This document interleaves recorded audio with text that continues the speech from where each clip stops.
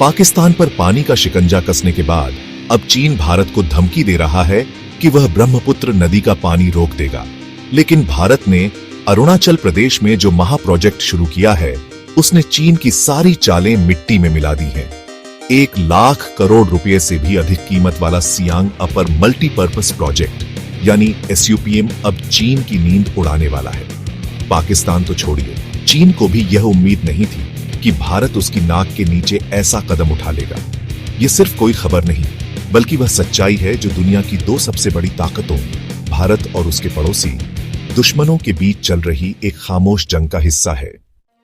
पाकिस्तान ने दशकों से सिंधु जल समझौते की आड़ में भारत के पानी को मुफ्त में इस्तेमाल किया और उसी से बिजली बनाकर भारत के खिलाफ साजिशें रची।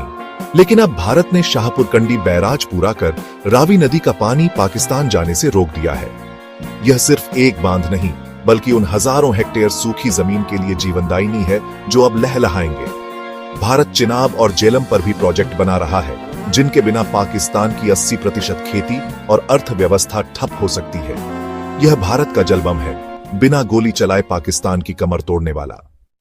लेकिन जैसे ही भारत ने पानी पर नियंत्रण की शुरुआत की, पाकिस्तान दौड़ा दौड़ा चीन के पास पहुंचा। अब चीन ब्रह्मपुत्र नदी को भारत के खिलाफ एक हथियार बनाना चाहता है।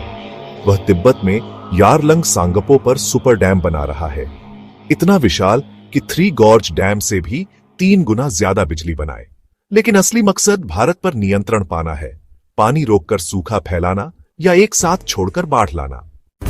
मगर चीन भूल रहा है कि अब 2025 का भारत है। भारत ने अरुणाचल प्रदेश में जिस जगह ब्रह्मपुत्र भारत में प्रवेश करती है, वहीं सियांग अपर मल्टीपर्पस प्रोजेक्ट शुरू कर दिया है। 13,000 करोड़ रुपए की लागत वाला यह डैम दोहरी भूमिका निभाएगा। 11.2 गीगावाट बिजली और चीन की चालों का जवाब। यह डैम एक विशाल जलाशय बनकर काम करेगा। अगर चीन पानी रोके तो भारत के पास रिजर्व रहेगा, और अगर वह पानी छोड़ दे तो डैम उसे रोक लेगा। यानी चीन का स्विच अब बेकार। यह सिर्फ जवाब नहीं, बल्कि वास्तविक नियंत्रण रेखा से 50 किलोमीटर दूर चीन के सुपर डैम को एक सीधी चुनौती है। अब भारत को अंतर्राष्ट्रीय मंचों पर भी यह कहने का अधिकार मिल गया है कि चीन के किसी भी एक्शन से भारत का विकास और करोड़ों लोगों की जिंदगी खतरे में पड़ती है। यह चीन की जल युद्ध नीति को उसी की भाषा में जवाब है। इस प्रोजेक्ट का एक और पहलू है पूर्वोत्तर भारत का पुनर्निर्माण। अरुणाचल प्रदेश के लिए यह प्रोजेक्ट न सिर्फ बिजली, बल्कि नौकरियों, सड़कों, स्कूलों और अस्पतालों का जरिया बनेगा।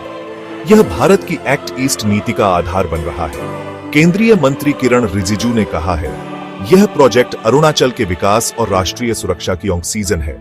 जब स्थानीय लोग समृद्ध होंगे तो देश की रक्षा में और मजबूती से खड़े होंगे। यह चीन के लिए करारा तमाचा है।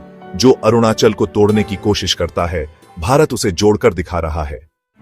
अब एक और पाकिस्तान, जो सिंधु, रावी, चिनाब और झेलम पर भारत के कदम से सूखने की कगार पर है, और दूसरी ओर चीन, जिसे ब्रह्मपुत्र पर भारत ने अपने जल बम से चौंका दिया है।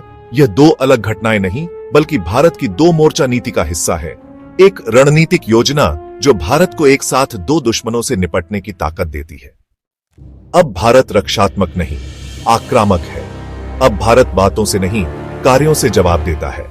पाकिस्तान को समझ में आ गया है कि गलत रास्ता उसे बर्बादी की ओर ले जाएगा, और चीन भी यह समझने लगा है कि ब्रह्मपुत्र उसके कब्जे में नहीं, भारत की ताकत में है। सियांग डैम सिर्फ एक बांध नहीं, भारत की सामरिक दूरदर्शिता का प्रतीक है। जब यह महा प्रोजेक्ट पूरा होगा तो उसकी गूंज चीन की राजधानी बीजिंग तक सुनाई देगी। यह गूंज होगी भारत के आत्मसम्मान, एकता और शक्ति की। अब पानी पर भी मेड इन इंडिया की मुहर लगेगी, और हर दुश्मन भारत की तरफ आंख उठाकर देखने से पहले 100 बार सोचेगा। अपनी राय नीचे कमेंट में जरूर बताएं। वीडियो को लाइक, सब्सक्राइब और अपने दोस्तों तक जरूर शेयर करें। जय हिंद, वंदे मातरम।